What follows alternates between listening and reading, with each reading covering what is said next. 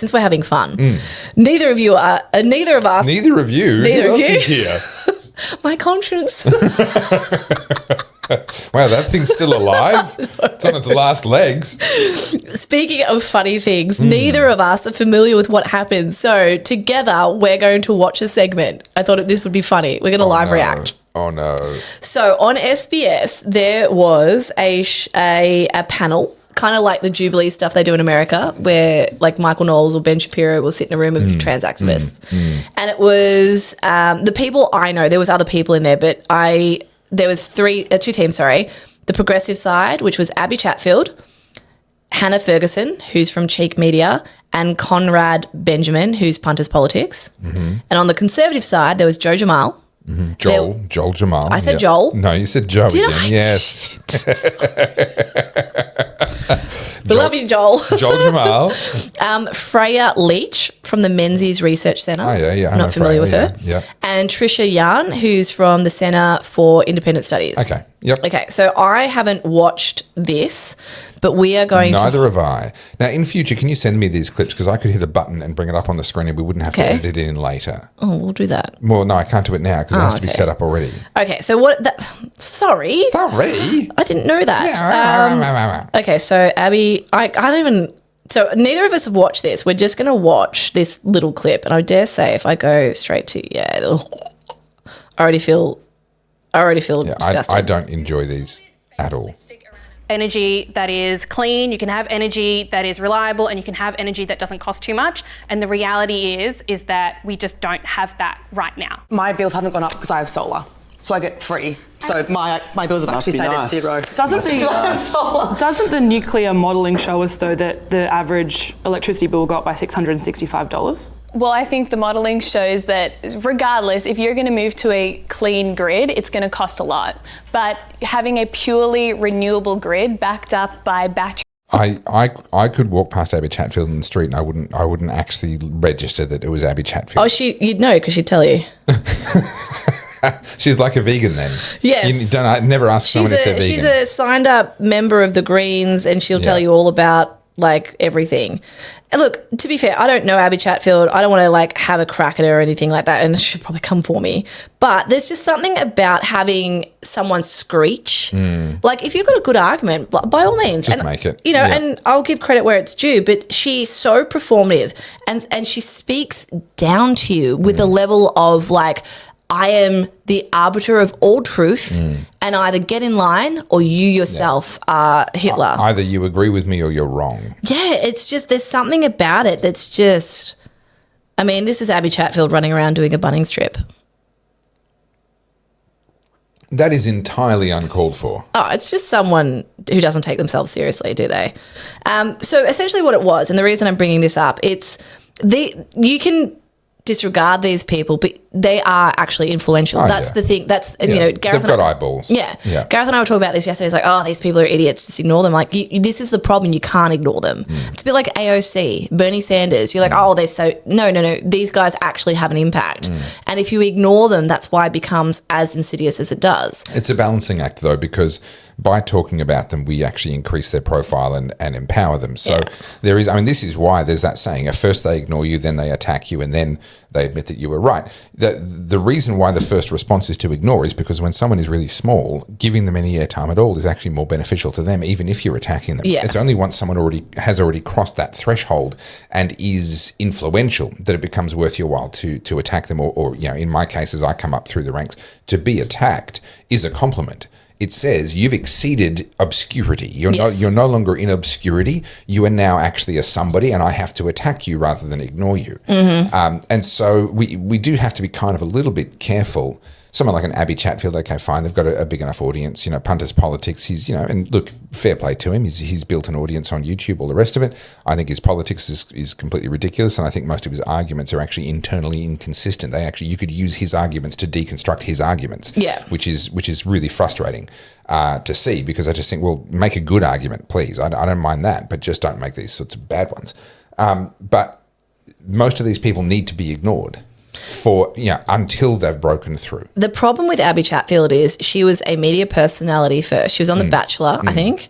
And then she's the host of Fuckboy Island, I believe, if you can believe that's a TV show. And she has a really large social media following. She has half a million followers. So I'm going to play the best clips of Abby Chatfield responding. I'm losing so much I money. apologise. Okay. So just to explain the hypocrisy of Abby Chatfield, she talks about abolishing negative gearing, but she herself is a landlord as well. So anyway. What reality are you living in? So that's the issue. You're living in a delusion. No, so you don't actually live in reality. Hang on, let me, as they say it is, I think a lot of it's actually natural. I'm gonna have oh my God. It's tough to have. This is crazy. Like, and there's cattle stations, 700 is it a desert? I think it's a desert. That's why I'm saying you should come to a Greens event with us. Or you agree and you... All right, Sky News journalist. My bills haven't gone up because I have solar. So I get free. So I actually know the technical working. Sorry, I wish I did on my roof when Mum was there. We were having Diet Cokes watching him. So yeah, sorry. I know the power of editing too well to get too mad at someone who's been edited that heavily. But yeah, okay, she's as annoying as most of your young, out of touch Greens voters are, and she's built an audience out of it. Congratulations to her. The animation I find just over the top because this is the thing. If you're saying something that's truly resonating, you don't need the pantomime. You don't need the theatrics. And sitting there and declaring your opponent is delusional, that doesn't hold any value as an argument. That'll play well to the base. It's red meat for the base. But if you're going to be a public figure, and the definition of a public figure, by the way, it's very, very simple. It's someone that people feel entitled to have an opinion about even though they've never met. Yeah. Right? That's what makes someone a public figure. So Abby Chatfield is a public figure. I've never met her and I have an opinion about her. You've never met her, you have an opinion about her. She's a public figure. If you're going to be a public figure, and you're going to try and influence people, which by definition, if you're engaging in debate, you're saying, I want to try and influence people, change people's minds. So she is a public figure and she wants to change people's minds. You need to engage in good faith with the arguments because that's the only way you ever make any real progress. What she was doing there, what little I saw, and again, editing can be deceptive, so I'm not going to go too hard on this, but what I saw was someone who was trying to score points to get the applause of her base. Yeah. She was not making an effort to engage with arguments in order to actually change anyone's mind. And to me, that means you're essentially you're grandstanding for the sake of financial gain, prestige, applause of your base, but you're not trying to make the world a better place. Yeah. So 4 days ago, sorry, I was going to say last week, 4 days ago, I felt the calling to do a spicy Carlz rant. Call of the wild. The call of the wild. You went to the toilet at last? My bowel movements are none of your business. Thank God for that. I just discussed them with me and Gareth. Poor Gary. Did you just call him Gary? Yeah, I did. Me and Gaz, Gaz, we're mates. G-Man. G-Man, yeah. What was I going to talk about? You just totally sidelined me. You were saying that you I did a rant. Yes. I did a spicy Carlz rant because someone did trigger me. And again, a girl that I've followed for years and years and years. I really like her as a person. We have different politics. But I would say she's more centrist just with the left-leaning thing. She lives, no, I can't say where she lives, that'll give it away. Anyway, I refrain. So she posted something that was blatant propaganda from about Trump. Okay. And obviously we're celebrating the 100 days of Trump's presidency at the moment. And there's a lot of stuff about there. Like he's literally Hitler. This is the new dawn of fascism. Because the one thing Hitler did was protect free speech. And that was Hitler's Yeah, anyway. And to reduce the size and power of government. That was, Hitler's known for that. Yeah. Anyway, so this person posted something on her stories and said, and it was so nihilistic. It's like, this is the dawn of fascism. Like this is where. Apocalyptic, I think is the phrase. Sorry, apocalyptic. Yeah, right. And I just read it and I was like, all right, I'll bite. And I messaged her. I'm like, hey, babe. I know we have different views on politics and I'm not trying to persuade you one way or the other. However, that can be debunked in a matter of seconds. And I'm more than happy to send you the articles from your own leaning sources, not mine, to prove that, like, I understand you don't like Trump, but that's fine. That's Trump, like blatant propaganda. Yeah. And then to be fair, we got into like a friendly discussion. There was no animosity, and we were talking back and forth. And she's like, "Look, I think we feel the same about many things. We just view the policies differently." And I was like, "No," but anyway. So that was in the back of my head. And then someone else posted something about Trump fascism, and I'd seen it a few times that day. So I put up a rant.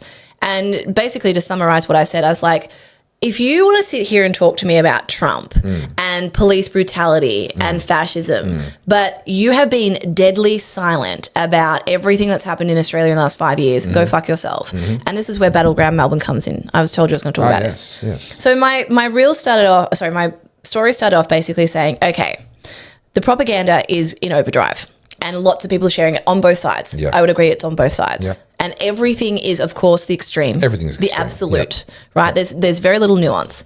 And the rhetoric is being dialed up to 10,000 because they want to elicit feelings. Because at the moment, all we do is vote on feelings. It's an attention economy, and if I Correct. can get your attention, I win. Correct, right? So we acknowledge that. And I said, you know, I see so many Australians get up in arms about Trump, but for every 2.5 years between our federal election, they don't say a word about Australian politics. And for every 3.5 years between state elections, they say nothing. Yeah. And so if you as an Australian are going to import US talking points, and I gave an example, police brutality, right? We've had the Black Lives Matter infiltrate Australia, and of course everything that happens in America is obviously happening in Australia because that makes sense. And so last week, I think it was, a Somali man was shot dead by the police, right? He was lunging at them with a knife, and you would have seen that Lydia Thorpe posted that he was innocent and he was unarmed when he had a knife and he was trying to stab other people, right? The police got called and they shot him to defend themselves and he died on scene. Now, depending what news source you saw that story at, you got a very different summary. And most people read the headlines and the first paragraph, that's it. They check out. And all of the actual relevant supporting information, all the context is hidden in the bottom 2 paragraphs. Where no one reads, right? So if you read the head clip, man shot dead by police, oh my God, police brutality. And so my comment about this was like, if you're going to import US talking points here and talk about police brutality, but you said, I'm swearing today, sorry guys, I apologize.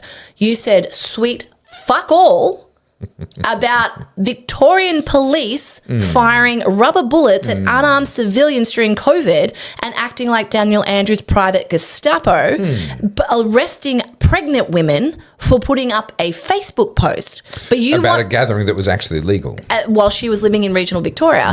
And you have the audacity to tell me I need to pay attention to you when you're talking about police brutality. Oh, but that's different, Carly. This time it's people that I care about. I don't care about you. Well, that's what I went on to say. And I was like, and so, okay, that's it. My first example. The second example is you guys talking about Trump being a fascist. Trump's terror. This is the end of the world. Where were you just a month ago when the Australian Human Rights Commission came out and confirmed what we all were saying is that Daniel Andrews breached our human rights? That's right. You've said nothing. And continue to say nothing. And by the way, the statue is still being planned on being built by our wonderful new Victorian Premier. Now, there is actually a petition. It's now a parliamentary petition. It was originally a change.org petition. I didn't share it when it was a change.org petition because they do nothing. Yeah, I never share them. Now, the person who ran it as a change.org petition didn't understand that at the time, and he's since come to understand that. I did an interview with him. I'll be publishing that actually probably the same day that this comes out.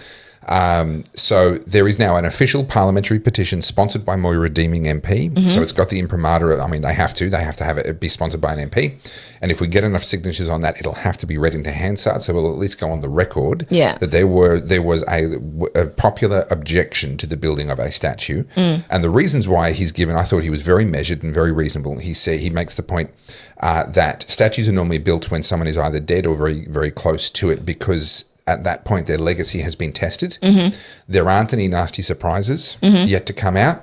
In the case of Daniel Andrews, his legacy is highly contested. There are still many unknowns in relation to his actions during COVID, as well as his actions in relation to the Ryan Muleman car crash where a teenager on a bike got run over. And he's an extremely divisive figure, not a uniting one. And so it doesn't tick any of the boxes for why you would memorialise somebody. Now, technically, having been Premier for as long as he was, he qualified for the statue. He gets the tick on the pure numbers. But I think there's merit to this particular petition. But yes, to your point, these people who are now roundly condemning Donald Trump were nowhere to be seen. Correct. When in their own backyard we had someone far worse than Trump has been at any point. And that's what I said. And interestingly, as I said, like, you know, I've had many lives. I was big in the CrossFit community. I had a graphic design business. Like, there's a lot of people who still follow me from those times, not necessarily just because I was the chick from COVID. And I know these guys disagree with me, but they know me well enough to be like, hey, Carlz isn't an idiot. Yeah. She's not a zealot. Yeah. She's not a sycophant. And they recognise that you're trying to make the world a better place, even if they disagree with Correct. what that looks like. And I think, we agree on that. We want the world to be a better place, but we have different ways of getting there. However, I was like, I hope you can see the hypocrisy of this, because the people today who are advocating for human rights and telling me that I'm a Nazi and a bigot were also the people who were cheering on the breaches of human rights. And yet time has proven that people like myself and you who did speak up during COVID and we copped the full brunt and the full force of not only the Victorian police, the legal system, the media, like what have we lived through? We were on the right side of history. Now, I'm not saying this to brag. I'm merely pointing out we have got a proven track record of speaking and advocating on the right side of history. And those same people who censored us, who tried to get us arrested, deplatformed, who made dobbed us in on phone lines. Correct, right? And tried to smear us as much as they can. I still live with that. But I was someone who was called, and you, sorry, I'm not just talking about myself.